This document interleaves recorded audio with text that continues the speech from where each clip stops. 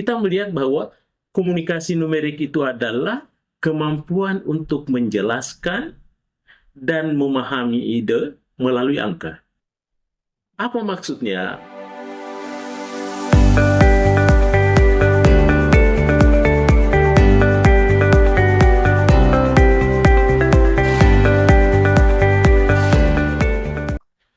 Assalamualaikum warahmatullahi wabarakatuh. Sahabatku semua, para pemirsa sekalian dimanapun berada, tentu saya berterima kasih memberikan apresiasi, atensi yang sebesar-besarnya karena kita selalu menanti salah satu channel YouTube kita yang selalu kita nanti-nantikan, Mr. Koronis, komunikasi romantis dan humanis. Baik para pemirsa sekalian, tentu saja hari ini termasuk adalah hari-hari yang berbahagia buat kita sekalian, karena kita dapat menunaikan tugas dengan baik, kemudian kita diberi kemampuan, diberikan kesehatan oleh Yang Maha Pencipta. Tentunya ini merupakan satu nikmat terbesar buat kita sekalian, sehingga dapat melakukan atau berinteraksi terhadap sesama, melakukan proses komunikasi yang baik terhadap sesama, itu bagian dari nikmat Yang Maha Kuasa. Sebagaimana yang selalu saya ketengahkan kepada para pemirsa sekalian, bahwa channel YouTube kita ini tentunya berbicara tentang struktur komunikasi, bagaimana komunikasi itu dibangun, dan bagaimana komunikasi itu bisa menjadi sesuatu yang efektif, sesuatu yang diandalkan, atau sesuatu yang bermakna dan bermanfaat. Ya, oleh karena itu, para pemirsa sekalian, setiap saat, setiap waktu, tentu yang kita bahas di channel ini adalah terkait dengan fenomena-fenomena komunikasi. Baik para pemirsaku dimanapun berada, pada kesempatan ini, kita akan lagi membahas satu judul, satu tajuk yang berkaitan tentunya dengan komunikasi. Ada yang disebut dengan komunikasi numerik. Iya. Bagaimana itu komunikasi numerik? Istilah komunikasi numerik tentu umumnya dia merujuk kepada proses penyampaian, pertukaran, dan kemudian ada interpretasi informasi dengan menggunakan angka atau menggunakan data statistik, atau boleh juga dia menggunakan simbol matematis sebagai media utamanya, media vitalnya. Sehingga dengan demikian, ya, komunikasi numerik ini tentunya dia bergantung kepada bidangnya. Ya. Komunikasi numerik ini memiliki penekanan-penekanan yang berbeda tergantung dari di area mana, di bidang mana dia berada. Iya, umpama kita melihat berikut ini ada 3 bidang ya yang berkaitan dengan area daripada komunikasi numerik itu. Yang pertama ya, kita melihat dalam konteks umum ya, atau literasi umpama, kita melihat bahwa komunikasi numerik itu adalah kemampuan untuk menjelaskan dan memahami ide melalui angka. Apa maksudnya? Ini tentunya bukan sekadar menghitung secara matematis, melainkan ya, komunikasi numerik ini hadir bagaimana dia bisa menceritakan, bagaimana dia bisa menjelaskan makna di balik angka-angka tersebut. Ya, bagaimana dia bisa mengurai makna di balik data tersebut. Ya. Taruhlah umpama, ketika seorang dokter ya, ketika kita bicara komunikasi kedokteran, ketika seorang dokter memberikan satu tamsil, memberikan satu data ya, bahwa seorang dokter itu menjelaskan bahwa risiko keberhasilan daripada operasi dalam bentuk presentasi kepada pasien, ya itu dia taksir umpama 80%, dianggap sebuah keberhasilan. Maka ketika komunikasi numerik hadir di sini, maka dia harus menjelaskan makna dari 80% itu.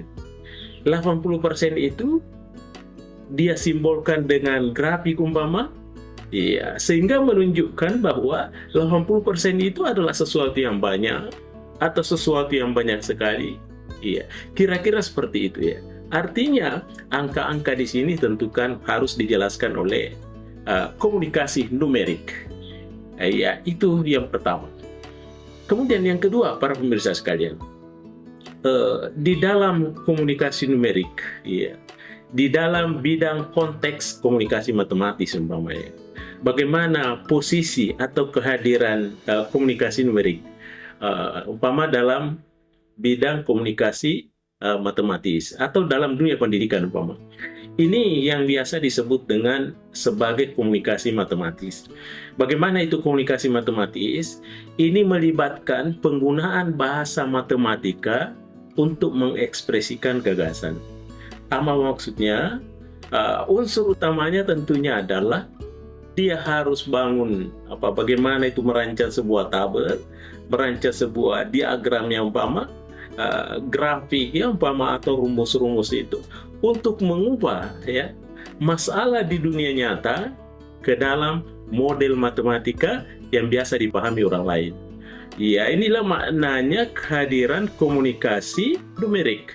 Ya, seorang kawan saya, sahabat saya, profesor dalam bidang matematika, pernah dia sampaikan bahwa dia merasa mengapresiasi kehadiran orang-orang komunikasi di sekitarnya.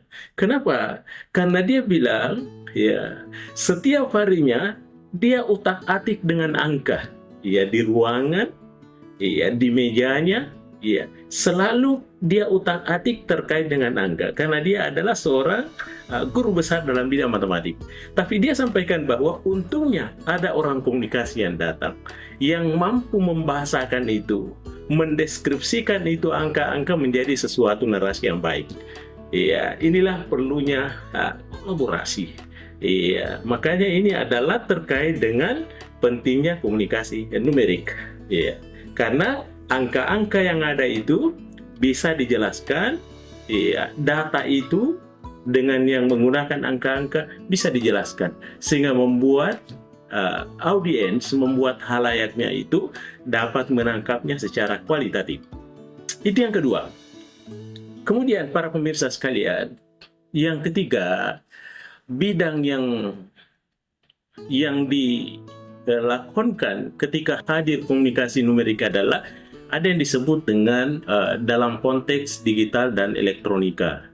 Ya, apa maksudnya? Maksudnya itu adalah secara teknis komunikasi numerik itu sering dikaitkan dengan komunikasi digital. Ya, bagaimana itu aplikasinya? Aplikasinya adalah ketika sebuah informasi umpamanya, informasi itu apakah berupa suara, ya, berupa gambar atau berupa teks. Gambar itulah, teks itulah, suara itulah dapat diubah menjadi sebuah kode numerik berupa angka. Iya, yang biasa disebut dengan biner ya. Agar pesan-pesan daripada suara, gambar atau teks itu, pesan itu dapat diproses dan dikirim oleh perangkat elektronik dengan akurat dan efektif. Ya, sehingga dengan demikian bahwa komunikasi numerik ini ketika hadir di dalam bidang konteks digital, maka tentunya bagaimana agar suara yang merupakan pesan, gambar yang merupakan pesan komunikasi, atau teks yang merupakan pesan komunikasi bisa dirubah menjadi satu kode numerik sehingga dapat diproses dan dikirim tentunya oleh perangkat-perangkat elektronik secara akurat tentunya dan efektif. Saya berpikir para pemirsa sekalian, disinilah tiga bidang utama daripada komunikasi numerik itu. Tentu tergantung dari bidang mana, ya, apakah di yang pertama tadi itu, ya, yang kemudian bidang kedua yang terkait dengan konteks komunikasi matematik, atau dia berada di posisi konteks digital atau elektronika. Yang pasti bahwa ketiga-tiga bidang itu dapat didekati dengan pendekatan-pendekatan komunikasi numerik.